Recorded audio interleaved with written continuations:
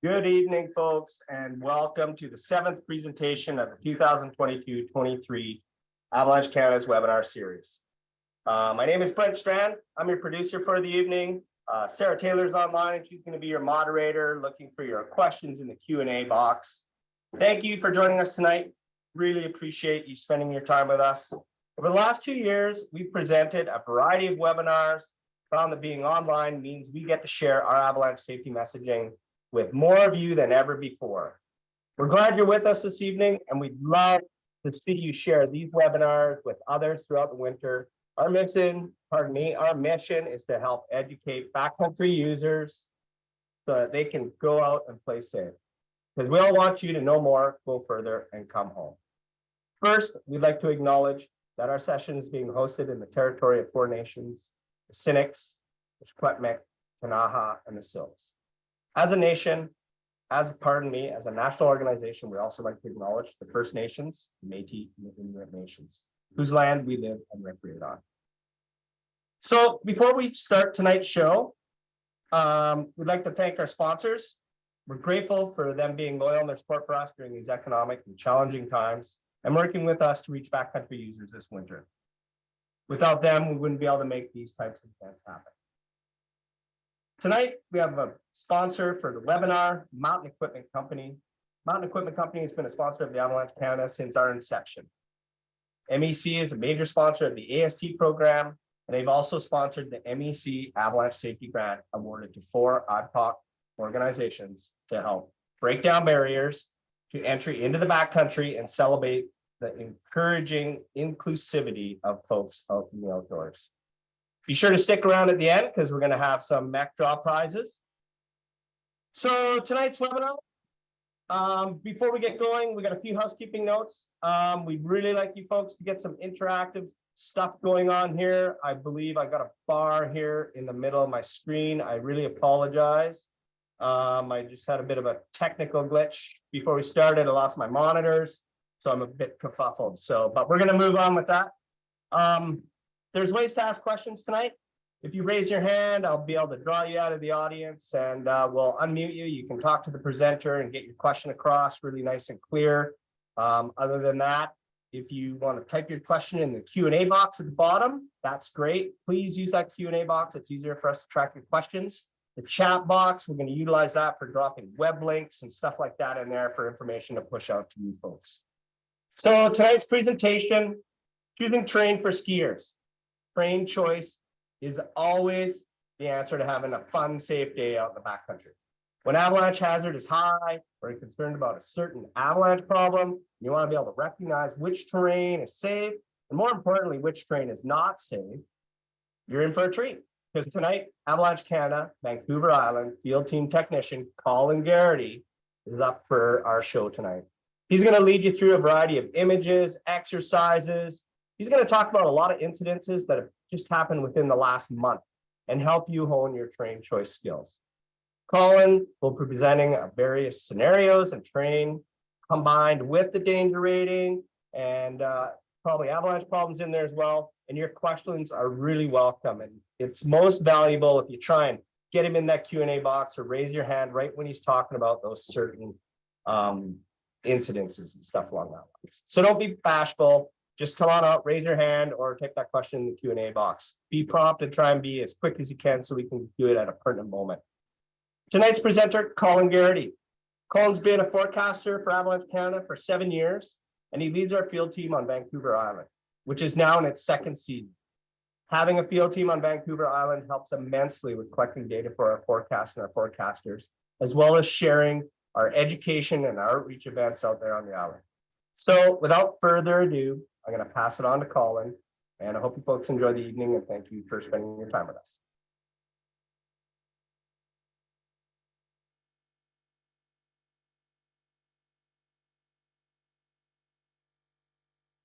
You're muted there, Colin.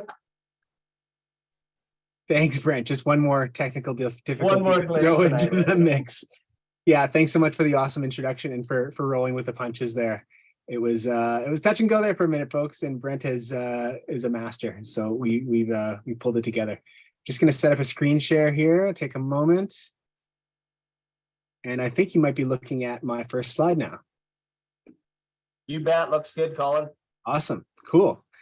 Yeah, so tonight's presentation, thanks again for joining us. It's all about choosing terrain, and choosing terrain for skiers was really the kind of the genesis, or like the concept behind this presentation. And we rolled with that for quite a while. We had kind of prepped for it in the early part of the season. And the season got started on us, and some interesting developments started to take shape in the mountains, and some pretty troubling developments in terms of like the snowpack in much of the province, the interior of the province in particular. There's been problematic snowpack conditions in various places, but the interior of the province of BC right now is really interesting in all the worst ways. So we decided to take a little bit of a different tack with this one. We're still talking about choosing terrain, but we're adapting it a little bit to the real world situation. I mean, we plan to go through some kind of mock terrain scenarios where we can look at different pieces of terrain and analyze it in different ways and think about where we would ski and where we wouldn't ski. And that all works really well in kind of a hypothetical kind of situation, but we've got a lot more than a hypothetical situation going on out there right now. So I've got a bunch of imagery from current conditions. I think every avalanche in this image in this presentation is less than 3 weeks old. And so, and these are persistent problems that we're dealing with. So they're still in play, these kinds of avalanches that we've been seeing. And we want to make sure that you guys can choose terrain that's going to keep you safe from this hazard that's out there. So we want to take this different tack, and we think it's going to be a lot more kind of applicable to your time in the mountains this season, and not just in kind of some hypothetical sense. Before we get started into the kind of the meat of the presentation, I want to find out a little bit about the people here with us. So I've got a couple polls. Brent's going to launch the first one, asking folks here what kind of training level you're at. So there's various ways that you can get kind of brought into the avalanche world, the avalanche fold, whether it's like a seminar or a avalanche awareness kind of day at a ski hill or at school or something like that. Or maybe you've taken an AST. Any luck? To let you know there, Colin, apparently I have another glitch and I do not have the polls button available. Okay. Operator Sarah can possibly pull up that poll for us. Nice. Yeah, we've got a sneak in there. Sorry, folks. Hey, no, it's all good. Yeah, it's working fine here. So there you are. We've got none as an answer, and don't be afraid to click none. You know, it's a silent poll, so we won't shame you for not having any avalanche training, and maybe this will count as your first bit of avalanche training. Lots of AST 1s, which is always great, and some AST 2s, folks who have taken that second step in the kind of recreational training path. And I see 10 so far, professional level, so people who have moved into the Canadian Avalanche Association professional level operations courses. So yeah, 4% of those, it looks like so far. The seminars are coming up. AST1 is the clear winner though, which is great. I think this is a super applicable, I think, for all of these experience levels, but I think that's, you know, the AST people who are looking to get a little bit more than that kind of introductory level to some of these concepts will get a lot out of this. So that's great. Yeah, so I think you can probably see the results there. Lots of AST1s, almost kind of second place AST2s, distant second, and then moving down from there. And next, I want to talk a little bit, or ask a little bit, about how you engage with the bulletin. And maybe the easiest way to think about this is kind of the pages or the tabs in the bulletin. Are you the kind of person who takes a look at the map and sees like the danger ratings and maybe the headline? or are you kind of digging into the first and second pages? Are you getting into avalanche problems, that kind of stuff? Finding out where they are in the terrain, the severity of the problem, that kind of information. Or I see lots of folks get into all the details. So reading the snowpack descriptions, avalanche summaries, weather forecasts that the forecasters are putting together, and a couple people not reading the bulletin, and hopefully we can change that. There's lots of super, applicable information that's going to help you choose terrain and kind of understand the conditions that we're going out to when we head out into the mountains. So there's always time to start. Cool. Well, thanks for sharing that. And a small minority of people that aren't checking the bulletin, but we're gonna bring them up to speed. And lots of really fully engaged all 3 pages readers. That's awesome. Really great. Cool. So, I left this right in front of the window. My bad. From here, I kind of want to go big picture now. So at Avalanche Canada, we're as much about, forecasting conditions and kind of really being able to relay like the what we see in the mountain, the kind of the technical structure of the snowpack and that kind of information, what avalanche problems there are and things like that.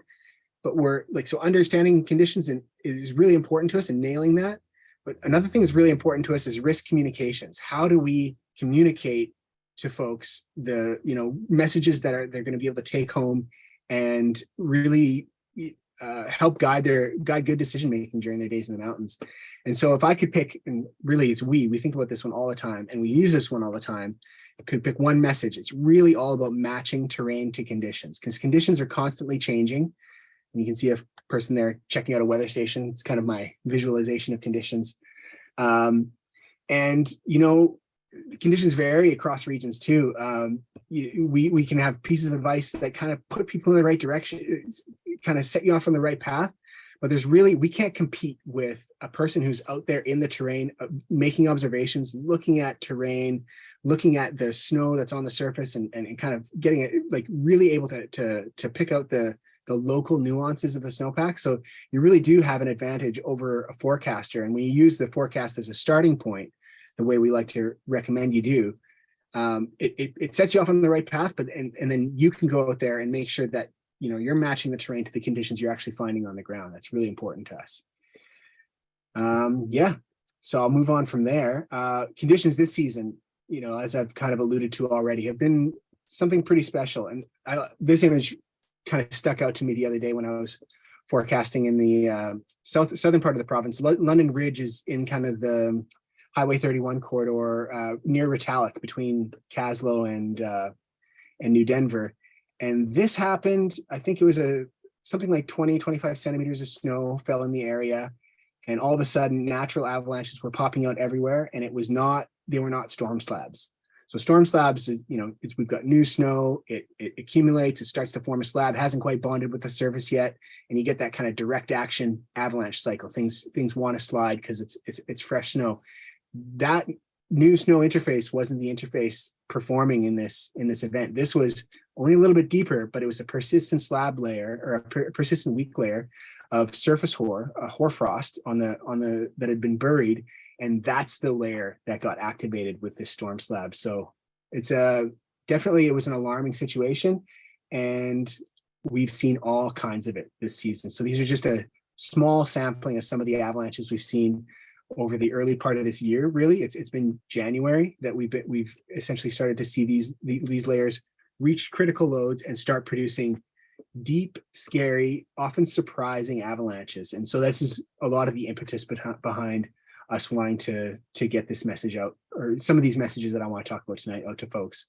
And we're not the only ones. So you probably noticed over the last little while, social media, where we're not the only ones talking about the conditions out there right now. And we've seen lots of these posts. It's been great sharing Avalanche Canada articles, often really experienced guides and kind of professional level recreationists sharing their perspective on what they've seen in the mountains. And yeah, really humbling, like seeing these people who've been recreating in the mountains their whole lives. And we're talking about, is this a return to the conditions that we saw in 2003? 2003 was a really tragic year where many people lost their lives in avalanches in large numbers, like at once. It really terrible conditions, and that the allusions or the references to the year 2003 have been really regular in the professional community. And it's something for me, I was kind of very, very early in my kind of backcountry career at that time. Not a really strong recollection at this time, but people who lived through these experiences and were there on days when some of these things were happening, for them to be mentioning that year is something that should really be catching all of our attention. They've got the weight of experience, and it's being mentioned. It's out there. So yeah, you have to wonder, is history repeating itself? And I don't actually think this is necessarily a Mark Twain quote, because he gets misquoted all the time. But conditions aren't the same as 23. Every season is different. Every season takes its own track through the kind of the course of the season, as the snowpack matures and changes, and things can change hour to hour, day to day, month to month. It can happen really quickly. So if we had a really big rain event, sure, we'd get an avalanche cycle, but it's likely that we can maybe clean out some of these problems. So it's not the cards, the die isn't necessarily cast for this season yet. There's a lot of time left to go, but right now the references to really terrifying seasons are really, they're all over the place right now, and we all have to kind of listen up and take note of it.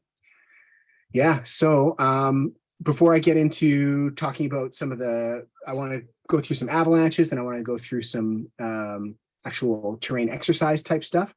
I want to just quickly refresh us on the forecast. So a lot of those folks who are doing kind of all 3 pages are up to speed on this stuff. But for everyone, and for folks that could use the refresher, the headline is a really, really good place to start. It's the what's happening today and what you can do about it is what we're trying to get out there. If we could say one thing, if we suspect that you're not going to go through, this is exactly who the headline's written for. Is somebody who we think might not go through everything and needs to get all the most important information up front. That's where the headline goes. And you've probably seen some pretty emphatically written, forceful, kind of strongly worded headlines in the last month, for sure. Talking about weak snowpack structures, talking about destructive avalanches happening regularly. It's been a time when it hasn't been hard to write impactful headlines this season, because the professional community, the recreational community, and simply the evidence of avalanches out there is giving us lots to talk about, lots to put weight behind our messaging.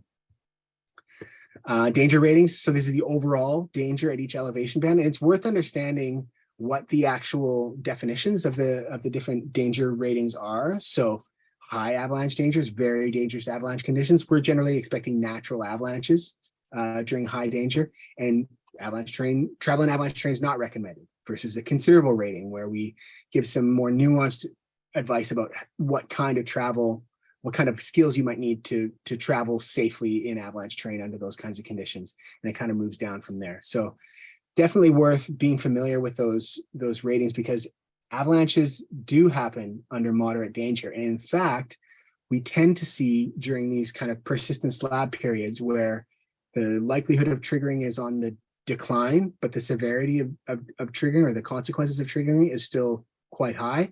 We end up in moderate ratings all the time, because it's just, it ends up being not incredibly likely to trigger avalanches, but the consequences of avalanches that are triggered stay really high.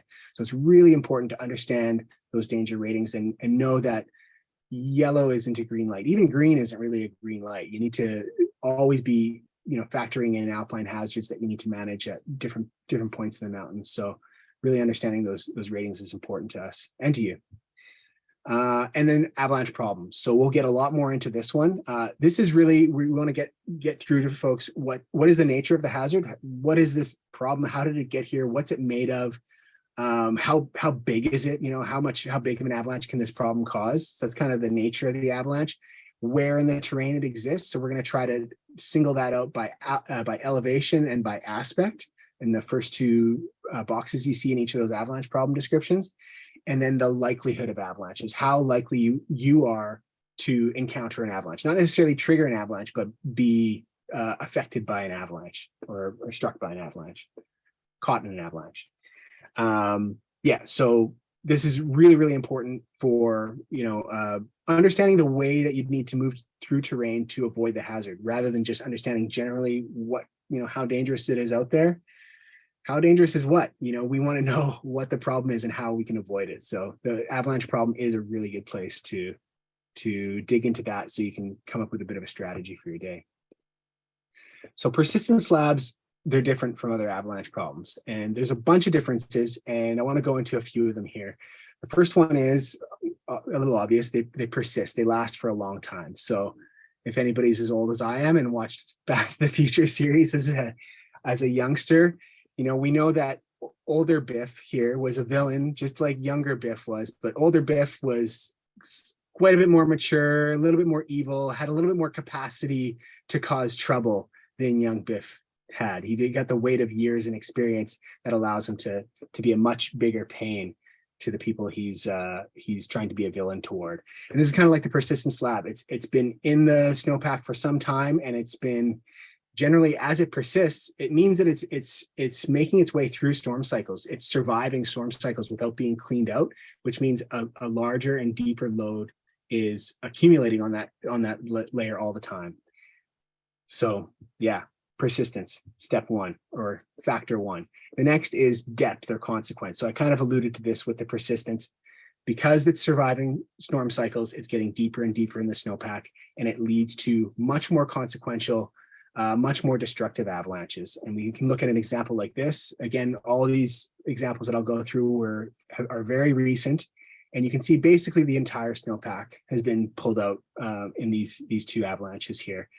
And you can see rocks in the bed surface, and that's a consequential thing as well. It's one thing for a bed surface to be, soft snow or even hard snow, but if the bed surface is talus and rock and trees and cliffs and things like that, much more consequential in terms of the capacity for the avalanche to induce trauma, as if an avalanche burying you wasn't problematic enough.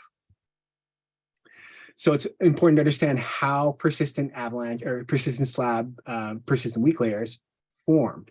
So there's a few different types of persistent slabs and persistent weak layers, and some of them they form over surface hoar or hoarfrost. So if you've seen these kinds of crystals in the mountain, they grow on the snow surface and they get buried under snow. And if they don't get crushed or smashed by the wind or melted by the sun or by warm temperatures or hit by rain or something like that before they get buried, and those surface hoar crystals are standing nice and tall and proud in the snowpack, that's a really problematic condition. And we can only see about 10 or so centimeters on this surface hoar layer right now. That is the exact wrong situation, because it's not enough to crush it. It's not enough to get an avalanche cycle happening on it, and it just preserves it in the snowpack. And then the next time and the next time and the next time we get snow, it may not trigger, and it takes that critical load. And that's an important idea to be familiar with, the idea of a critical load forming over a persistent weak layer before you get a much more consequential avalanche occurring, if you're able to trigger that layer. Another type of persistent weak layer would be basal facets or faceted snow, or depth hoar is a really advanced form of basal facet. So facets form under really strong temperature gradients, where the temperature goes from about 0 near the ground to -1 or -2, just a few centimeters above the ground. That temperature gradient forces a lot of water vapor to move through the snowpack, and as it does that, it kind of forms these big angular crystals. And the larger the crystal, the more angular the crystal, the weaker. And so as this happens, a lot of people refer to this as like the snowpack rotting out. So this is usually in really cold conditions, and it happens in really with a really thin snowpack as well. The thicker the snowpack is, the greater its ability to disperse that temperature change from the air and the atmosphere from the ground. That difference can be made up over a much greater distance in the snowpack. And when the snowpack's really thin, you get a really strong gradient between that roughly 0 degree ground layer to whatever it is outside, -20 or -30 or something like that, if you're in one of those really cold, thin snowpack types of places. So that's a couple of different persistent slab or persistent weaknesses that can exist in the snowpack. I'll throw this out there now just to see if we can get somebody to raise their hand. Because anybody list or name another persistent weak layer that can exist in the snowpack, a type of persistent weak layer, or a way that it can form in the snowpack. Yeah, we got Zachary Lelik. Nice, Zach. Go ahead there, Zach.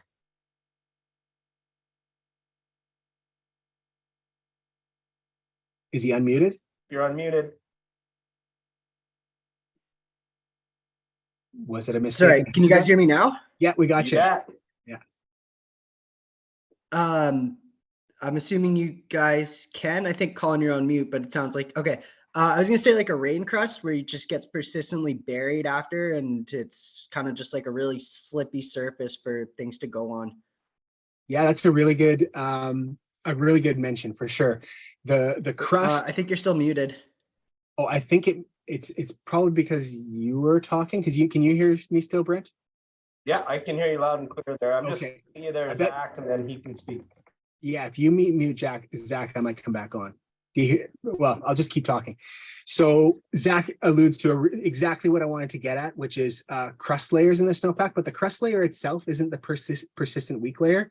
It can act as a bed surface, and we can actually refer to it as a critical avalanche layer because the presence of a hard crust in the snowpack or a hard bed surface does contribute to the likelihood of avalanches. But what amplifies the situation or makes it even worse than it is that the crust acts as a vapor barrier in the snowpack. And because we were talking about that snow vapor or that water vapor that wants to move up through the snowpack, when it hits that crust and the water vapor can't transport through it or move through that crust, you get a really strong temperature gradient around the crust and lots of halted water vapor transport, and you get faceting. The same thing that's happening at the base of the snowpack now happens right at the crust layer. And so we call these crust facet combos or crust facet combinations or facet crust layers, all the same thing. Crusts are very problematic in the snowpack for sure. And it's something that we think about a lot on the coast because we might not see lots of surface hoar surviving some of the really intense storms that we get on the coast. Sometimes it does, or sometimes surface hoar does survive.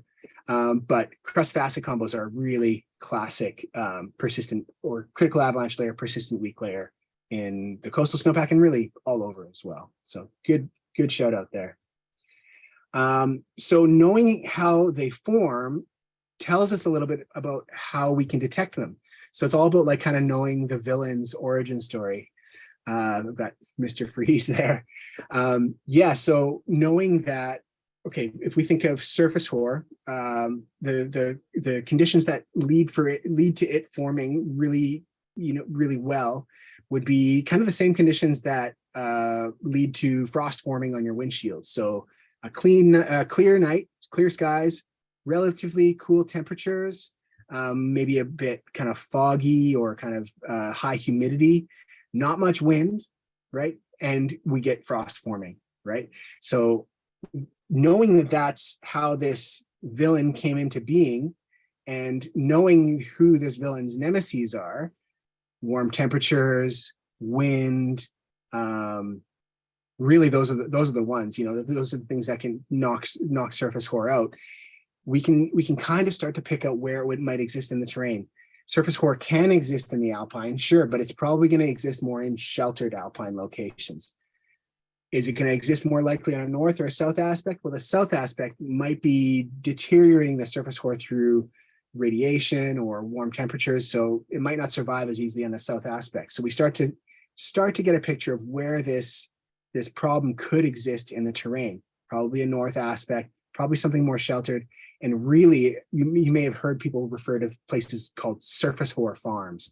And this is like openings in the trees, really classic. And it's really important for us to keep this one in mind because this is like advice that we at Avalanche Canada give folks all the time is to use the trees as a way to keep yourself safe when avalanche conditions are heightened. And this is an important mitigating strategy. Get into the trees, get where the canopy's touching, right? Because if you're in there and the canopy's touching, you don't have that openness to the sky. You don't have, and you're more likely to have things falling off trees and disturbing that layer making it so that it's not consistent across the slope. But if you get an opening in the trees that's open to the sky, you get surface hoar forming in those places. Cut blocks, lower elevations. If you think of like where like cloud bands sit at mid elevations in the mountains, really classic places for surface hoar to form. So kind of mid elevations, sheltered places, and then you kind of get the X-ray vision about where this problem might exist.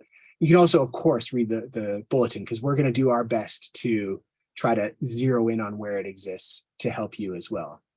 But then you look at, say, a facet layer. How do facet layers form? They form cold temperatures in a thin snowpack.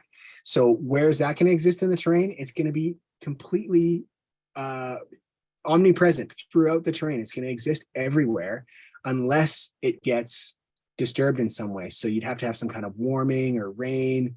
Wind is not going to get rid of facets, right? It might, if it makes the snow loose enough, it might be able to blow it around and form a wind slab, and that might kind of get rid of it. But it's a lot more problematic. It might not survive quite as long as surface hoar sometimes does, but it can. And we're dealing with facet layers right now. So knowing how that villain's origin story gives us a little bit of an understanding of where their lair might be in the mountains. And this kind of leads us to forecasting as well. And I can think of, like, you know, when I'm forecasting in these situations, it's actually really stressful because you're trying to be accurate. You want to nail the avalanche danger rating, this likelihood of triggering and the consequences of triggering.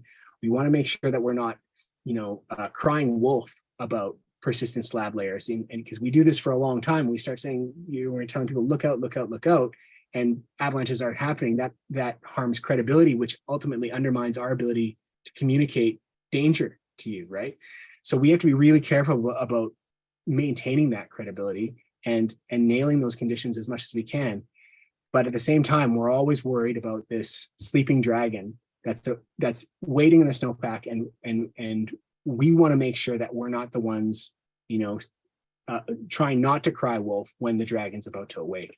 And it can be actually really relatively benign seeming conditions that do this. So especially in thin snowpack areas, when we have 5 or 10 centimeters of snow in, say, the Rockies, it can be incredibly impactful for weak layers that are embedded in the snowpack. It might take a little bit more in a deeper snowpack place, but these small increments can make a big difference. But it's really tough for us to know at what point is it going to reach its tipping point. And sometimes it's not even a new load that's introduced into the snowpack. Maybe it's just a slight warming, and what we get, and this is in fact what we observed with one of our persistent slabs in the recent past. It was very little snow that was actually added, but a bit of warming allowed the snow above that persistent weak layer to settle a little bit more, to become a little bit more cohesive, and all of a sudden it can propagate a fracture, and we're getting natural avalanches.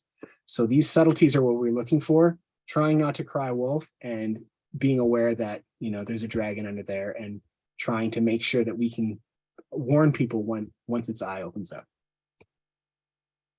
So this leads us a little bit to like the mindset of a persistent slab. So this is kind of away from the problem itself and more about how we manage the problem. And there's a certain mindset. There's actually a number of avalanche forecasting or risk management mindsets that exist. And I've got Sarah's got a link that she's going to pop in the chat that actually links to a paper that discusses all of these different mindsets. And there's one mindset in particular that comes to mind for me when I think about persistent slabs, and it's entrenchment. And so you'll find in that paper, entrenchment is described as dealing with a well-established persistent instability.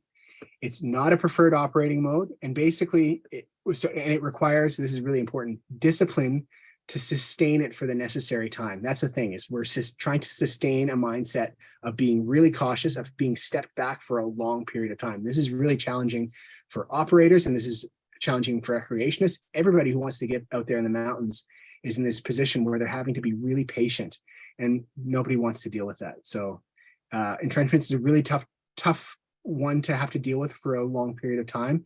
And we're at the position here where it's like the last resort of closing your operation, of not going skiing. So you're basically you're choosing really conservative terrain, low angle, low consequence, really familiar places, going places where the world has been skiing. It's almost like a ski hill. These are places where we would be when we're entrenched. So this is some of the characteristics and kind of ways of thinking about a persistent slab that I think are really important, and could have kept some people safe from some of the avalanches that we've seen this season. So here's some of the evidence, and we can see some really nasty stuff. And I'm going to go through a bunch of avalanches here. I'll try to do them quickly though. So we can see here, you can see this is not far from the base of the snowpack here. And it may have failed on you can see it near the crown line there. Maybe this has failed on surface hoar, but down here, we don't have a nice clean bed surface. The slab is scrubbing through faceted snow here. And this is kind of the setup that we had early this season. We had faceted snow kind of making up the base of the snowpack. And we had a little bit of snow form above that, or accumulate above that. And then immediately above that, we started to form these surface hoar layers. So it doesn't take much for this surface hoar layer then to fracture and then step down to the basal facets. And then all of a sudden this avalanche is running on ground. Here's another one that looks really similar. You can kind of see the bottom left of the image here. It looks like a pretty clean bed surface. Maybe that's surface hoar, but then we see here on this boulder, for sure, that's the base of the snowpack. And this is faceted snow around here. It's that loose, sugary snow. So it's both types of snow are involved in these releases here. Here we can see there's been some wind loading involved, and you see the ground, you see vegetation poking up through the bed surface there. And for sure, like a thin to thick. Thin to thick is like a real important theme to keep in mind in terms of avoidance in certain types of terrain. And I look on the other side of this image over here, I see all kinds of thin to thick and shallow rocky start zones. Sarah might have a link for that one. It's in our glossary as well. We kind of came up with this phrase, the shallow rocky start zone. And it's because these are the kinds of places where we trigger avalanches on basal weaknesses in the snowpack. Oh, I went one too quick there. There's another one. You can see features from the ground poking up through the snow. So maybe there was a surface hoar fracture up here, but down here we're for sure gouging into facets. And then here, shallow rocky start zone. And we also see with this band of cliff here, unsupported. So an avalanche always, if it's got support from the snowpack around it, it needs to overcome a wall. It's called the stock wall for it to run, right? But if there's no support and the avalanche can just run off of a cliff and there's no snowpack holding it back, it happens much more easily.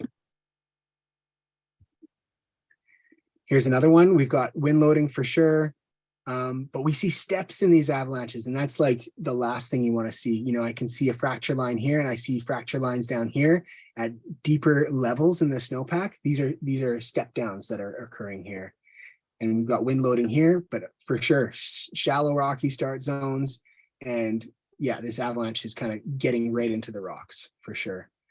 Here's one that's, I think, really hits home for me. This is not serious looking terrain. You know, this looks like a friendly place to go ski, right? But we see this opening in the trees, just a slightly greater pitch in this section here. It hasn't propagated out widely. It's kind of propagated downward. And this is for sure running on surface hoar. I would almost guarantee, or I strongly suspect it's running on surface hoar, and that's a perfect place for surface hoar to exist. And maybe you'd get something similar to happen on a steeper slope like over here.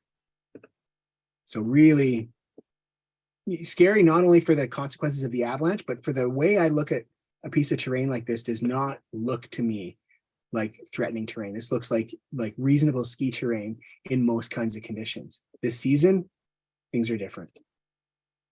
Here's another one. Look at all the tracks that happened on this slope. These tracks almost all went in before the avalanches occurred. And this avalanche was triggered sympathetically or remote triggered. I'm not totally sure of the details of this one, but essentially nobody had to actually touch this start zone for that avalanche to run. It was the other avalanche that ran that triggered it, or a skier being nearby that triggered that avalanche. So real sensitivity in the snowpack. Terrifying stuff. And if you thought that was really steep, you can take a look at this image here. It's not as steep as it looks. Here's another one, really nasty spot. You're definitely into shallow rocky spots, quite steep. and this is failing in basal facets for sure and taking out the whole snowpack with it. That's probably a surface hoar avalanche, maybe facets, quite clean. This one we already looked at. And this one, I think that's the last one I pulled up because it's another one that's just like, some of these places, you can see the trees are a little bit angled here. So it's not totally upright, this photo. It's not totally reflecting how steep it is. So it's a little steeper than it's kind of made out to look here. But if I look on the side of the run here, this is probably like sub 30, maybe around 30-degree terrain on the right-hand side here, being brought into the avalanche because the slab was able to propagate across the slope. And you can just imagine being dragged over these rocks in this kind of situation. And the size of the deposit here, it's the entire snowpack has slid down this slope here. And you don't even think of this as a terrain trap, but because of the amount of snow that's coming down here, this essentially turns into a terrain trap. It's barely even a depression, but it's completely, the whole snowpack's piled up in that spot. Scary stuff. So I want to go into some root kind of challenges here. Each one of them is going to show, we're going to kind of go through danger ratings, avalanche problems, a bit of the weather history, and we're going to use some 3D terrain imagery to kind of work this stuff out. And there's some good reasons for using this terrain imagery because it's come a long way. If you can't tell, the image on the left-hand side's a photo, and the image on the right with the FatMap logo is an image from FatMap. So it's actually becoming remarkably close to photography, the 3D imagery that we're getting on apps these days. And FatMap's not the only one using it. Gaia is doing this as well. Only on the desktop app, it's coming to mobile. And I think there's some other companies are working on similar things too. FatMap's a great supporter of ours. So yeah, it's things are really stepping up, and they've got some really cool tools that I'm going to go through that allow you to visualize terrain in different ways too. So for our first, do I have some other points here? No. Oh yeah, the other one. Yeah, I did want to mention one other thing. Another real great benefit to this is it's not just some random piece of terrain. You can actually do this for the place that you're planning to go to. You can pull up the 3D imagery and you can use some of these tools to analyze it. And I think that's a really great step forward in our trip planning tools. So scenario one here, we're in considerable moderate avalanche danger. We've got a wind slab and a persistent slab. The forecaster's telling us to watch for formation of fresh wind slabs. Wind slabs are always going to be the most sensitive when they're forming. Southwest wind is what's forming them, so we might see them form on northeast aspects, and it's before the storm. Watch for hazards increase through the day, places that receive 20 centimeters or new snow. The persistent slab is at all elevations, all aspects. It's in the unlikely to possible range. So you can imagine if we had, no wind slab problem on this day, we'd probably be at like a 3 times moderate. We would have a hard time being at considerable with an unlikely problem. But look at the consequences. A size 3 is a serious. It's not an avalanche that most people end up surviving.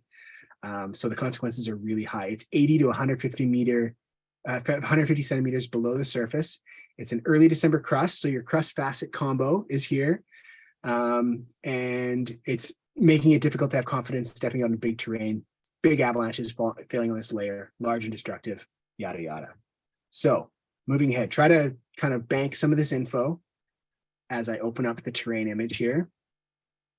So we can see we're pretty much in the Alpine. You can see our where north is, right? Lots of different kinds of terrain. And I want everybody to start kind of analyzing places that they would like to be in this terrain and places they would not like to be in this terrain under these kinds of conditions. So the wind slab problem and the persistent slab problem, which is actually the persistent slab problem is basically, I would say we're a little bit more than unlikely right now with our persistent slabs in most places. But that's actually not too far off from the conditions that you might see forecasted in in one of your regions in the next couple of weeks, in the next couple of days. We could see these similar ratings, similar kinds of avalanche problems. So here's some zones to check out. And can you see the predominant wind direction? And what tells you the predominant wind direction? Can anybody see it? So the clue is these guys. See these cornices? There, there, all along here, all along here. This is probably your best example here. The wind's coming from the south or southeast, southwest to form these kinds of cornices, generally south. So that's your predominant wind direction. So we know roughly now where the wind slabs are going to form. It's going to be kind of on those leeward slopes, right? Can you see evidence of wind on the slopes? When I look really carefully, I can. So if I look, especially in this big purple one here, I see some rippling here, some rippling there. And I can see there's some, oh, sorry, there's been some wind stripped away from the ridge here as well. So looking for those kinds of things. And then there's the FatMap freebie here is, can you see previous avalanches? And in this image, you can see previous avalanches. Who knows what year they were from, but maybe they tell us a little bit about just kind of the character of the avalanche terrain, like the fact that it's relatively serious avalanche terrain. So I can see an old crown line in here. I can see some debris, old debris down there. And it's actually pretty amazing that you can see this on a mapping product. We really are in the future here. So we're in the Alpine. Now, I want you to think of 3 places that you would want to ski here. You would choose to ski under these current conditions. And I want you to think of 3 places where you would like to toss a stick of dynamite to try to cause an avalanche. So maybe you're in a helicopter, you don't have to worry about skiing it, you don't have to worry about approaching it, but you've got this eagle eye and a great arm to toss this this shot into the terrain to see if you can get something to run. So keep that in mind, those 3 places you want to be and those 3 places you don't want to be, okay? Or that you want to make an avalanche happen, or you think you can make an avalanche happen. Now, we've got flat terrain here. So this is one of the FatMap layers that we can use. So we can see, generally I'm not going to want to ski, I'm not going to be able to ski down anything that's flat. So you can see where there might be some problem areas for just downhill travel will be problematic. But you can also see, flat spots, they can be a terrain trap as well. It's where if an avalanche occurs, you're going to get a really deep deposit of snow that collects in places like this, in places like this, in places like this. So these are places that I would probably want to avoid, right adjacent to the avalanche terrain. I'm in flat terrain. I might not be able to trigger an avalanche from some of these spots, depending on the snowpack conditions.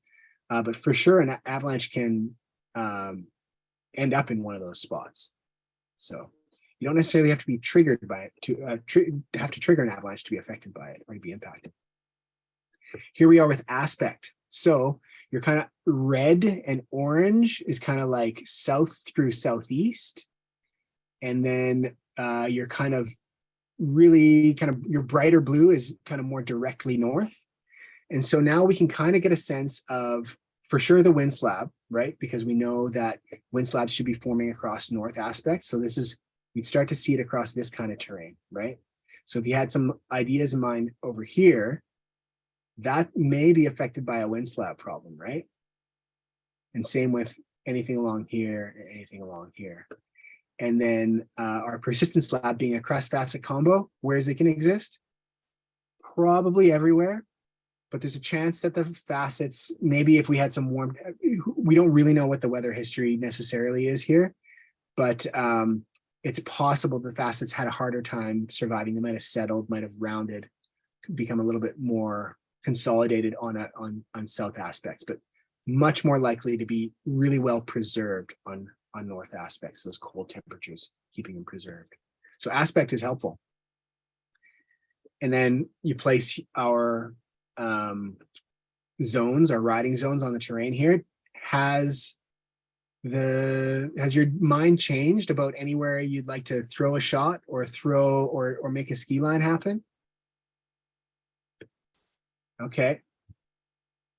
And then this is a really helpful one. This is slope angle. So as we get into oranges, we're 40° plus. So light orange is kind of, we're getting into avalanche terrain. Dark orange, we're solidly into avalanche terrain. And then red, we're kind of in more extreme avalanche terrain where avalanches are going to run really frequently, maybe not get as large, but you might cause an avalanche here even if there isn't much of an avalanche problem out there. So how does that work out with some of your terrain decisions? Right. So does anybody want to tell me where they would like to ski with this image? What are the key lines? Does somebody, and you can kind of guide me through, and I'm gonna use my mouse to show everybody where you think we should ski. Anybody want to put their hand up? Hoping we can keep it interactive. I think we might have a hand up. Currently, we got a couple comments in the chat box there. Okay. Whoever says red, blue, and light green areas. The red, so I think that's probably the maroon kind of one here. Yeah. I'm looking at that one too. The blue looks like a really good contender for skiing. And the light green. The light green over here. Yeah. For sure. And then we also have Mike. Mike figures that the light green and the bottom half of the red section as well. Yeah, I like those. So light green, bottom half of the red. And then where would you toss a shot? Anybody? Where are you going to make an avalanche happen? Suman says purple. And then another purple. Yeah. Violet. You'll probably be able to make I think everyone's on the key. We got a lot of pink and purple going on here. Yeah, for sure. Yeah, there's lots of spots in the pink area there too, for sure. There's probably a safe line somewhere in that pink area. It's going to be trickier to pick out though. But there's probably something in there that you could make work. But in these kinds of conditions, you're in the Alpine, you're at considerable, we're into expert decision making is needed to travel through that kind of terrain. It's a little bit more convoluted, a little bit more complex. There's avalanche paths that may overlap with each other. Yeah, it's kind of, you're threading the needle through that kind of terrain. There's probably something available in this green one here. This blue one, I'd be looking for a different day to make this happen and a film crew to catch it all. So I just want to show that one again with the avalanche terrain mapped on it. So even this blue guy. Oh, solid. Yeah. Sorry to interrupt. We did have a couple folks did put up their hand there right after the fact there, if you wouldn't mind. Yeah, let's do it. Let's start off with Anthony. Go ahead there, Anthony. Oh, hey, I was just, can you hear me? Yep. Yeah. I was just wondering about the light green zone on the left-hand side and what looks like some fairly rocky terrain at the top and maybe like a shallow rocky start zone. Yeah, definitely. It'd be something to think about. And another thing I'd be thinking about in terrain like that would be cross-loading. So it's a little bit kind of ribbed, and you'd probably find like pretty subtle zones of like kind of wind scouring and wind depositing in that kind of terrain. It's almost like fluted. What's saving you here in this terrain is that it's a relatively low angle, and there's probably a line in here that's almost sub avalanche terrain in terms of its slope angle. So you might be in okay shape there, but for sure along the ridge would be kind of your crux. You can see there's steeper terrain there. There's terrain poking through the snowpack. And so if there's a crux in this zone, it's probably in there and you'd want to pick something quite carefully, probably on a much more micro scale than we're looking at on this map. But yeah, even our blue line, there's avalanche terrain in here, right? There's subtle differences, subtle changes. And we've also got some likely wind loading that would have occurred at the top here. So there might be a line that works through here, but it might be kind of your one at a time slope, a place to kind of space yourselves out and make sure that you're not exposing your whole group to the slope at the same time. And then there's a serious crux in here where we're into like, that's basically an avalanche slope, and it might be in a void in a condition like this. So potentially problematic, even though it doesn't really look like that at a glance, right? You might not see that steep slope on a product like FatMap, but it's there. Was there another hand up still? Yeah, we got another one. Zachary, go ahead, Zachary. Awesome. Hey, Zach. Hey, again, let's hope I got technical difficulties after the last one, so let's hope it doesn't do the same thing. But kind of like, I guess, two questions, because I find when I'm going out, I'm always dialing back like the risk, but sometimes you want to, there's like, call it the very tempting, like big line that you're just really hoping you can get in one day. So let's say hypothetically you got your film crew. What would lead you to making the decision that purple zone, like in terms of conditions, ideal conditions, what would be the kind of day that would make you put the purple zone in play? I'm pretty much waiting for a day where persistence lab isn't listed as an active, or sorry, like the deep persistence lab, I think is what maybe, or it's persistent, deep persistent, where that's not being listed as an active problem. I'd be looking at the language around that persistence lab, and I'd be looking in the language in the snowpack description and just kind of trying to get what the level of severity, the seriousness, the kind of weight behind the language that the forecaster is using around that interface. Is it something that's gaining strength?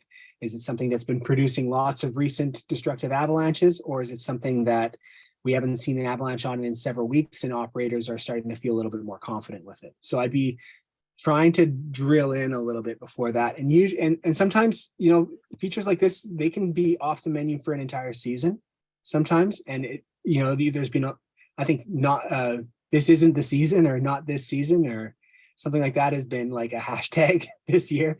Like I've seen it mentioned quite a few times, and this could be one of those seasons where certain lines just don't come into shape, or in terms of like your confidence going into that terrain just doesn't really come. You're generally toward the end of the season, we get a more consolidated snowpack. And if we're not into a situation where we're thinking about, really high freezing levels and warming or rain or something like that, that's going to destabilize the basal snowpack, you can have much more stable conditions and predictable conditions in spring, where the entire snowpack's consolidated, and you're thinking more about surface avalanche concerns. So new snow, storm slabs, wind slabs, and then the basal concern may or may not come into play with certain types of weather, depending on whether that basal problem actually exists. So sometimes not at all, in a given season, but generally toward the end of the season, almost never. I would never think about going into a place like that early in the season. And I would say that we're still early in the season now. It's that the basal snowpack is just too close to your skis. And so you're kind of like a March, April, even May kind of thing, depending on how conditions are going. Yeah, exactly. Yeah. Okay, and then just second, very quick question. In terms of that purple zone, you're not purple, but like the pinky kind of guy. This one here, yeah. Yeah, you were talking about there's a line you could pick through. Are you talking about, is it kind of like righter side of it?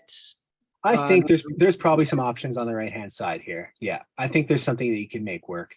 You can see there's a bit of a bench here, and you're exposing yourself to something here, but this is maybe a bit of a one at a time spot, or maybe you're coming down here, and still I'd be considering some of this stuff one at a time type places. Yeah. But there's probably a line in there somewhere. And a lot of these are tricky because we're looking at them at such a distance, and they end up kind of foreshortened, and the terrain shape kind of distorts on us. But you can see that there's quite a bit that's kind of sub 15 degrees. Sub 15 degrees is not, or sorry, sub 25 degrees, generally not going to be producing avalanches. Generally, surface hoar problems in the trees, or near the trees you can get into some pretty low slope angles with those kinds of problems. But I don't imagine, with the problems that we're looking at here, you'd probably find something that can work in there. Cool. I should move on to the next one. We might not get through all of them. I think we're already kind of at time, but I think that it's worth going through at least another one of these. Maybe I will kind of cherry pick the one that I want to talk about. This is good, actually. Yeah, scenario 2. We'll just go with that. So we're back in our spaceship here, moving to the next zone, teleporting. So we've got storm slab, persistent slab. So kind of similar to the setup previously, but the storm slab is going to exist kind of all elevations, all aspects, because it's not really influenced by the wind. It might be exacerbated by the wind, but it's not created by the wind. And we've got a persistent slab that is, again, early December crust, 90 to 150 centimeters below, has the potential to be larger inspected, thus very destructive. Basically, we've got that crust facet layer again. You can kind of think of the places that might exist kind of everywhere. So we're thinking about that, and we're thinking about a storm slab. Okay. High, considerable. 40 centimeters in snow. It's snowing. There's strong southwest wind, -10 C steady. So it's an avalanche kind of day. And we get out into the terrain, and this is the place we want to go to. So if we look at this terrain, there's different characters of terrain throughout here. And I've kind of worked them into a few different categories. So we've got our kind of the cut blocks and the road access and pretty heavily forested terrain that's all facing basically east here. And then you've got this stuff in the valleys that's a little bit or quite a bit steeper. You can see there's avalanche terrain in here because there are avalanche paths in here. And so it's a little bit steeper, but not completely. And there is some heavily forested terrain as well. So it might be, that might be a way to manage some of your problems. And then we've got this alpine terrain where it's quite a bit more complex and lots of steep and overlapping avalanche paths and things like that. Lots of terrain traps and that kind of stuff. So we've got those kinds of zones. Now, again, thinking of places that you'd want to ski and places that you would not want to ski. And I'll bring up our flat terrain. So thinking of those as some terrain traps, I can see there's some terrain traps at the valley bottom here. At the base of these avalanche paths they're just straight avalanche terrain. So that's a bit of an issue. And then we've got really steep, or what looks to be quite a steep slope here that ends in a bit of a lake. So that's going to be a bit of a problem. Little subtle places that, these are ending in a flat spot. That's going to be a bit of a terrain trap problem. We can see our aspect. So is aspect a big player in the storm slab, persistent slab of this nature situation? Probably not really, unless you're into the wind, because you can have this kind of storm slab that's made worse by wind kind of situation. And the wind's generally going to be, it said strong southwest. So it's going to be loading what? Our northeast slopes, right? So all this stuff in the blue generally is going to be getting wind loaded, right? And there's our lines on top of those aspects. So see if that kind of changes how you think about things. And then this is always the real eye opener is slope angle. So we can see that there's a lot of sub 25-degree terrain that's pretty heavily forested. That would be a pretty reasonable place to be in stormy conditions.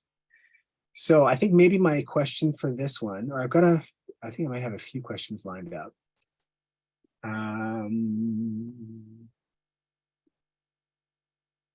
Yeah, where do you folks think that the storm slab problem is going to be the most severe? Where are you going to be most likely to trigger a storm slab? Sure, it's all aspects, all elevations, but where are you going to be most likely to trigger it? Anyone want to put that one out?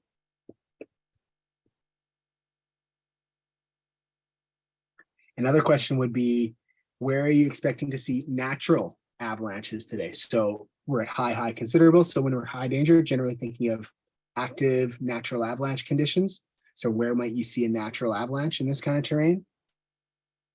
A couple questions to ponder, and feel free to put up your hand when you got some answers. And what are your thoughts on the cut blocks? These kinds of pieces of terrain in here and in here. Are those places to be? And is there simple terrain or non-avalanche terrain here? Would be another thought. And generally, is this a place to go in conditions like this? Is this like a good zone choice for today's conditions? Any answers? Yeah, Hands up. got quite a few answers popping up in the chat box there. Oh, nice. Okay, cool. Your first question, I believe you're talking about surface for, if I'm not mistaken, or was it? I said, where were the storms? Quickly, we had like,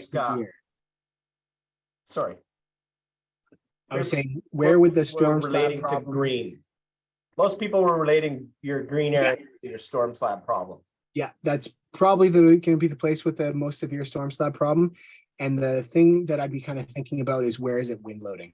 where is it going to be actually making it even more than just a storm slab? Absolutely. Yeah, good And then I stuff. believe your next one was, you were talking about natural avalanche. Naturals. And nobody really picked like the colors. One person picked the teal, but a lot of people were mentioning the cut blocks and alpine, steep north slopes. You know, that seemed to be a bit of a common answer there. Yeah, I think these are all kind of, lee slopes. yeah, these are all great answers. Steep, we're all aspects here. So maybe some of these avalanche paths that run, you know, that's probably a place you'd see natural avalanches happening. I think the cut blocks are a contender for sure. When I see the slope angle on them, maybe in here, you could, this one looked to me like it was quite a bit steeper, and there is some steep terrain in here. We're into some 30, not quite 40-degree terrain, but that's for sure into the avalanche range for sure. And then like little openings and cut banks on roads and things like that could be problematic in places like that too.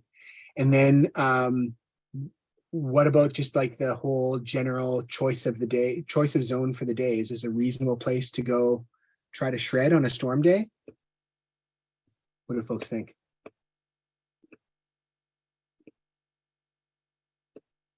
We have everything from the whole entire area. Doesn't seem like a win for the day. Not for me. And go back to the coffee shop.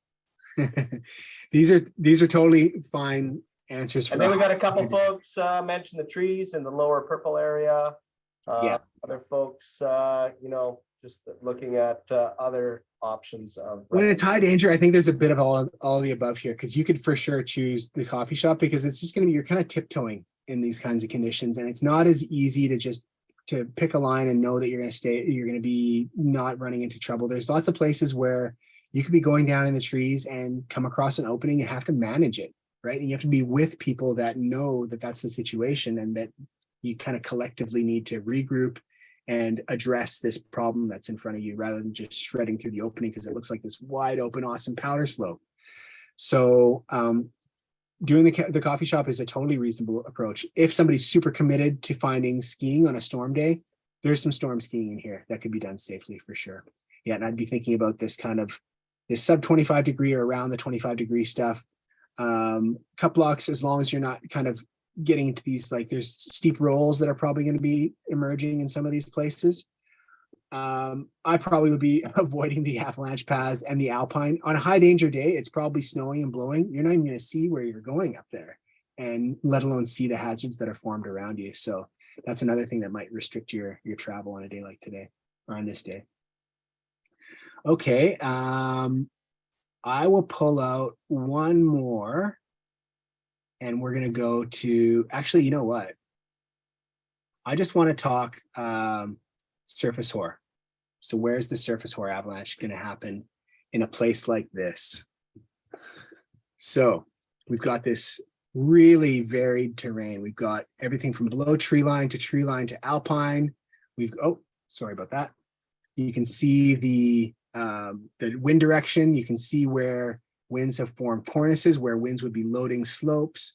You can see avalanche paths. I can see an avalanche path right here, for instance, with the trim line, right? I can see avalanche paths here and here, and in here as well, we've got avalanche paths. Where would be the places that you're going to be moving down through the trees and encountering surface hoar? Any answers for that? Sheltered, shaded, open tree areas. Totally. That's what it's all about.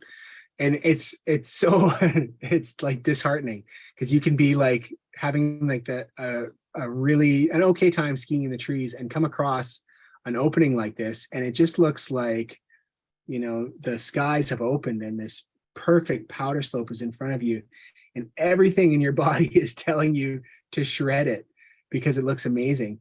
That's going to be the place you're going to trigger the surface hoar. So it takes immense discipline to be able to say no to slopes like that when conditions are like that, like what we've been dealing with this season. And you can see there's lots of the slopes that we looked at in some of those avalanche occurrences. They're in that ballpark for sure. And so I see lots of places over here where you'd have surface hoar forming, small openings, but that's all it takes. It just takes a little opening in the trees, and you're going to get surface hoar form there. And small avalanches in the trees, that's a terrain trap too. You're going to get raked through trees. It's just going to be unpleasant.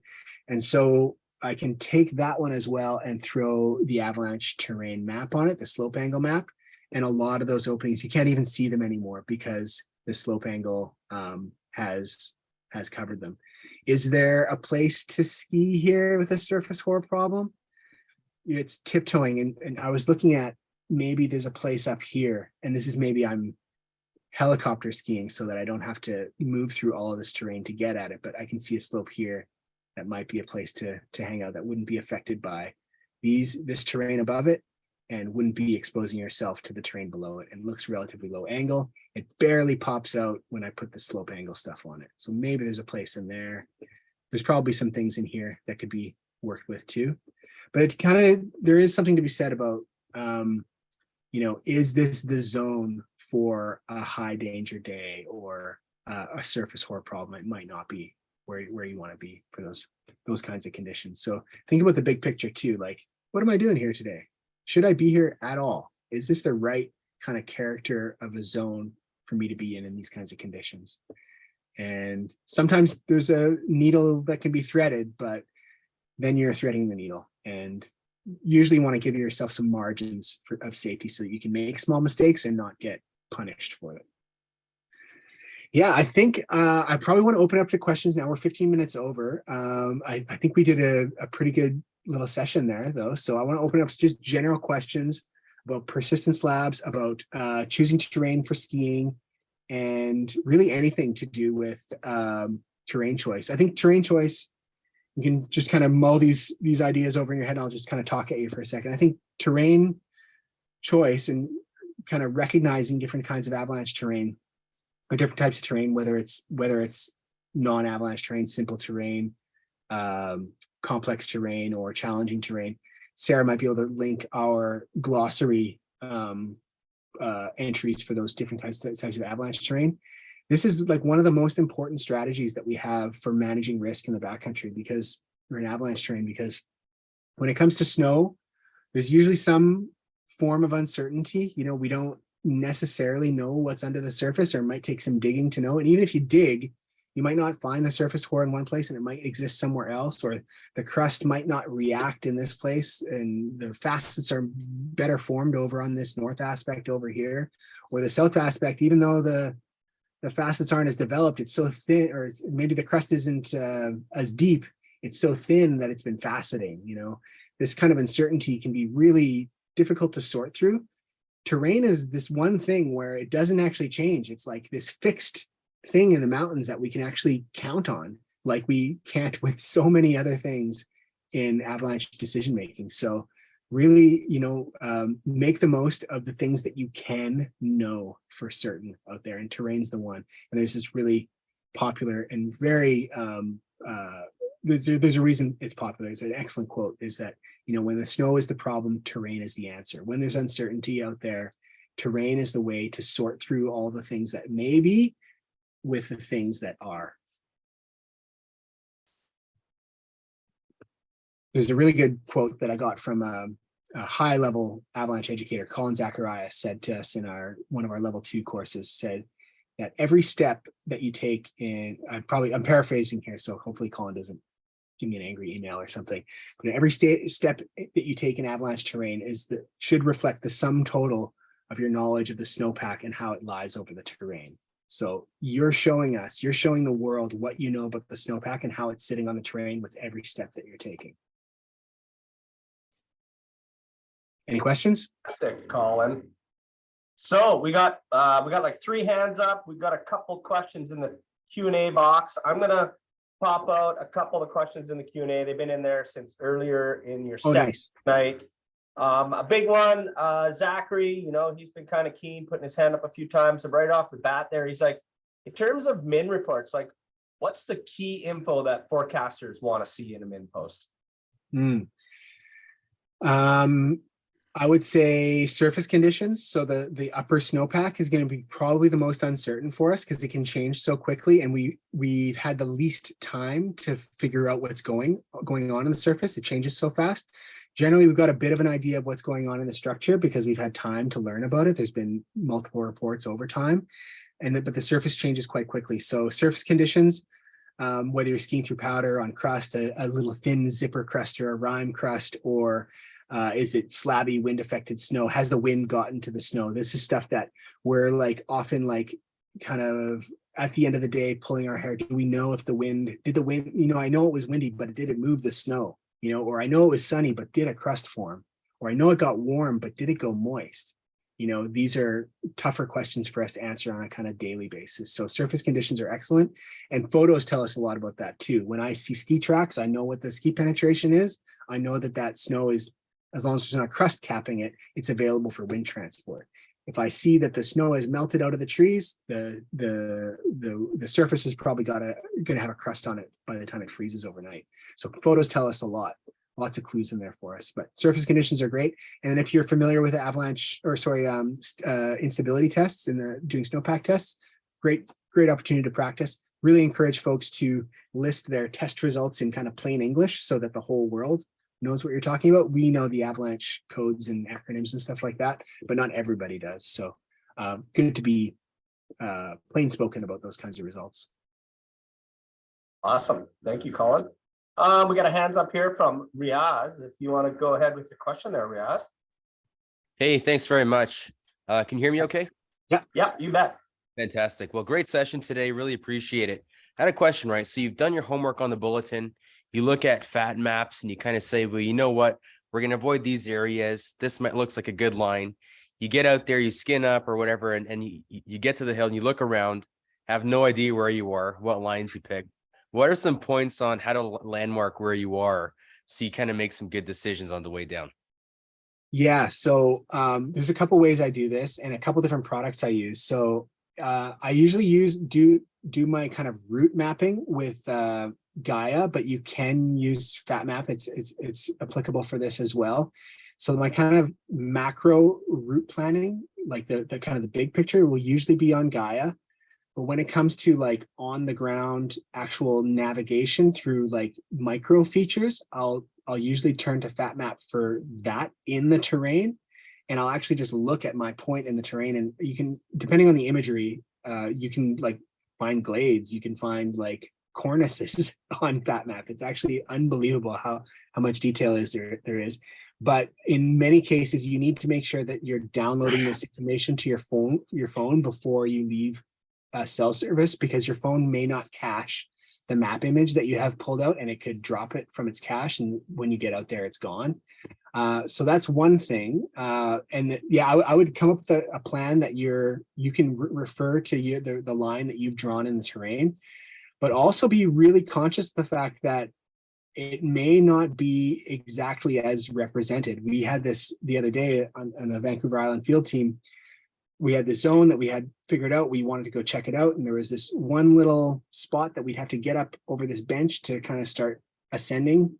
And this little bench that was like, oh yeah, we should be able to kind of work our way up there, was just like almost a cliff band, and it was just like, I think probably a 20-meter contour line, but it was a 20-meter cliff essentially. And we just had to really tiptoe our way around, and just probably the worst ski touring of my life to get up onto this ridge. But it paid off in the end. But really understanding as well that the terrain in front of your eyes, that's the real deal, right? That map may not pick up the little nuances, it's imagery, right? It's not reality. And so it's really important to use the real terrain in front of you to make your decisions too. And you may find that the terrain just doesn't look favorable under the conditions or under the approach that you had in mind for the day, and you can turn around or choose something different. Have a plan B in mind for situations like that. Yeah. Hopefully that helps. Yeah, thanks very much. You bet. Awesome. All right, we got another hand up from Monica. Go ahead there, Monica. Hey, can you hear me? Yeah. Yeah. I think my question was answered, but I was just saying, is there an existing persistent basal facet slab that I thought that Colin was referencing that would be closer to the surface on account of it being early season, in addition to the persistent depth hoar slab? Yeah, so we've got multiple weak layers in play around the province. So what region are you in? Sea to sky. Roughly? Squamish You're in the Sea Sea to Sky. So I'm not as up to speed on Sea to Sky. You start to get into pretty dodgy snowpack characteristics. The closer you get to Pemberton and north and east of Pemberton, kind of into the Hurley, and kind of between the Duffy and the Hurley, there's a zone in there that's been pretty low snowpack. You'll see if you read Ilya's forecast that he's written for that zone, he's been very he's spooked about that area, and he's comparing it to a continental snowpack, essentially a Rockies snowpack, because it's so thin. So that's definitely a problem in the kind of the South Coast inland portion, the northern part of the South Coast inland. And then there's going to be a gradient, right? So just because the sea to sky boundary is where it is, it doesn't mean necessarily that nowhere in the sea to sky is going to have that basal issue the same way as the Hurley does. So being aware that in those interface places, when you're looking around, you're seeing, oh, this is a really thin snowpack area. It's probably going to fall closer in line with what you're seeing in that forecast, in the inland forecast, than what you see in the sea to sky forecast. And then if you're in the southern sea to sky, like say Brome Ridge or Paul Ridge or something like that, you're usually a fatter snowpack. It's not, the basal problems usually don't exist there, and I don't think this year do exist there. So there's always going to be some variability even within regions where we've kind of tried to encapsulate. And for sure they can coexist. So we can have basal snowpack problems and layered under consecutive facet crust layers, surface hoar layers, etc. in the snowpack. And that's the situation in the interior right now. So if you're to go to a place like really around Revelstoke, there's like several weak layers that are all kind of performing right now, and it's pretty terrifying actually. So yeah, they can coexist, and I'm not sure if that totally answered your question or not. I kind of just went on. That's super helpful. Thank you. I think the Okay, answer good. is just dig a Great. snow pit. Yeah, right. For sure. Yeah, that's a good way to get a sense of what the snowpack layering is and perform some snowpack tests. I would always make sure that when you're digging profiles and doing tests and things like that, I would be really cautious not to use your tests to say, oh, I guess the bulletin is wrong and it's totally safe here. I would generally use the snowpack test results to, if they're like alarming, to tell me, oh, wow, maybe it's a little bit more dangerous than I thought here. So allow you to dial back rather than to dial up the aggressiveness of the terrain selection. Because Awesome. spatial variability is a thing, your profile might be one spot, but if the general character is that there's a persistent weak layer and maybe you just didn't find the surface ore and maybe it was just lying down and kind of bonded where you dug, doesn't mean it doesn't exist in the terrain. Okay, thank you. You bet. Anyone else? All right, Colin. I'm trying to catch up on the Q&A box there. We got one question that's been sitting there for a while, and you're talking about these persistent weak layers, and they're not really getting overloaded right now. We're getting those incremental loads, which I think that's one thing that wasn't really mentioned yet, and I think that's real Right. thing to mention out to those folks out there. Yeah. Slow loading. That's why some of those layers are getting guarded out there. Yeah. But Scott asked, like, when these layers, say there is an avalanche, there's only 40-60 centimeters on that surface hoar layer, gets a good avalanche run through on that certain terrain they're looking at. Does that clean that surface hoar out? Is that gone now? I would say in the immediate sense, you're very unlikely to cause another avalanche where the avalanche has already occurred. If it was going to step down, it would have stepped down. But slopes like that often reload and stay problematic. And part of the problem there is it might not just be surface hoar that exists at that surface hoar interface. There could be some faceted snow and just a different type of snow generally, like a kind of a grain type difference. So when new snow lands on that bed surface, it's probably going to be still game on as an avalanche slope going forward. But in the immediate sense, after that avalanche has run, as long as you're not threatened by adjacent overlapping avalanche paths or hang fire, things like that, generally that slope has been made safe by the avalanche. It's probably going to be pretty terrible skiing though. Awesome, thanks. We're running over time, folks. Yeah, we're pretty over. We got two more people that have been sitting in the queue here. We We're can gonna get them. Tab A to allow her to talk. I'm gonna unmute her, and then we're gonna take one more from the Q&A box from Clement. And Great. then I think we're gonna call her. Sounds great. Go ahead, Tab A. Hi, I hope you can hear me. This was really awesome. Thank you so much. So my question, like I see that it's answered in the Q&A as well, but just like the general recommendation I've always gotten is like, okay, if you're like not so sure if this applies to your area, or you just not so sure if like what exactly this means, like just go out, go up the skin track and like dig a pit, and like if anything you just like get more experience like how that actually looks like. I've always kind of wondered then, like, what would you actually do if you're there and you see like, oh, this is a lot more scary than I thought it would be? Is like your only safe option literally go down the skin track again, or like how do you deal with?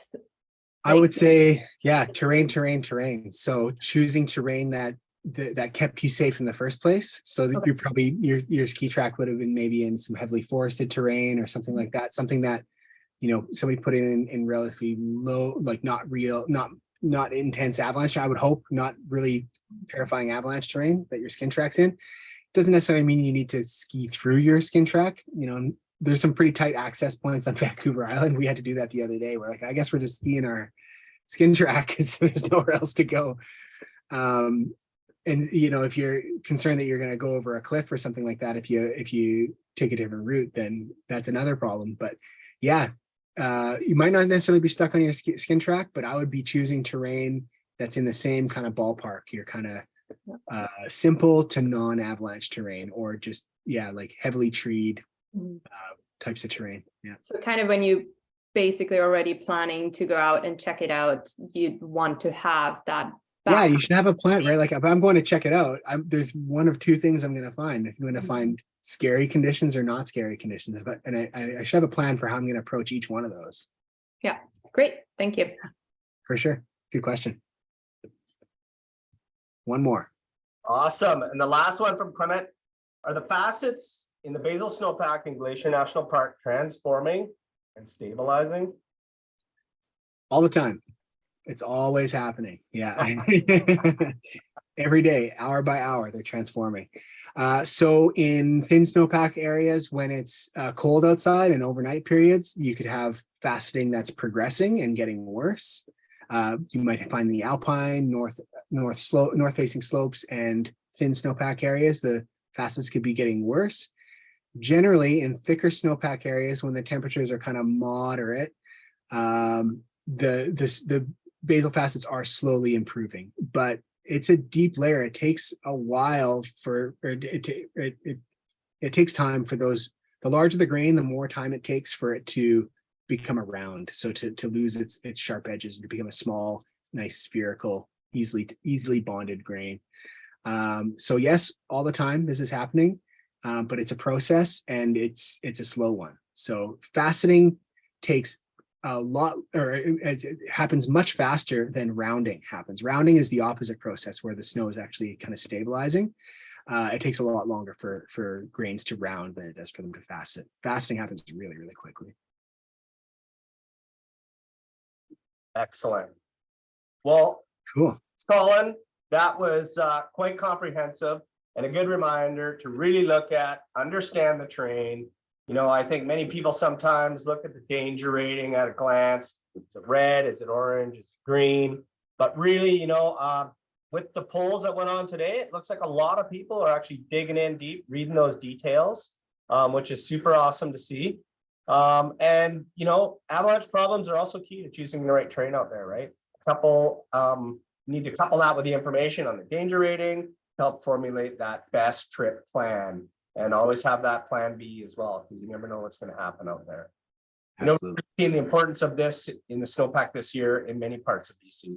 It's important to keep your eyes open to that persistent weak layer. It's kind of like a sleeping dragon this year. It's lurking around there. I think some people think it's going away, but beg to differ. Not yet. We're not there yet.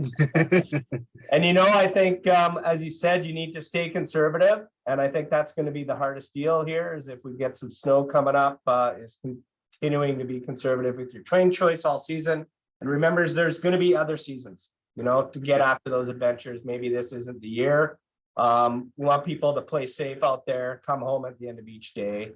One thing we did have last season, Simon Horton, he did a webinar on avalanche problems. If you haven't seen that, it's well worth checking out. All our webinars are located on our website. I think Sarah's going to drop a link in the chat box. And, the chat box blew up, the Q&A blew up. Sarah, she's in the background there. We do have some MEC draw prizes. So she's going to pick a few names from the list. We've got a couple products there. And if you get your name picked, just drop an email to producer@avalanche.ca. And Sarah's going to pick those names right now. Thanks. All right, our first winner is getting some lovely MEC gloves is Carol Ann Patterson. Our second winner, who's getting a sweet MEC toque, is Riaz Hanif. And our last winner, who is going to get an awesome MEC t-shirt, is Piper Illman. Lucky. Thanks so much, everybody. It's a great night. Yeah, folks. So drop an email to producer@avalanche.ca to claim your prizes. And folks, thank you so much for your evening tonight. There's so many more resources on our website. I think people don't realize that, to help you learn more about avalanche safety and how to plan your trips in the backcountry. If you're just starting out in backcountry education or you have friends that are, check out our online avalanche tutorial, Avi Savvy. There's also great train exercises in that, Avi Savvy. We appreciate your interest in avalanche education and awareness, folks. We'd really, if you can support any of our programs, $10. Cheap as that, you can help support stuff like our webinars and other programs that we do for education awareness out there. Sarah's going to drop a link in the chat box. Our next webinar, Thursday, February 2nd, a couple of weeks from now, the Splitboard Pro panel discussion. If you're into that, registration is required. Sign up. We really appreciate your time tonight, folks, and tell your friends all about these webinars. And as well, they're all available, previous webinars online on our website. So thank you, folks, once again. I hope you have a great season and take care. Bye, everyone.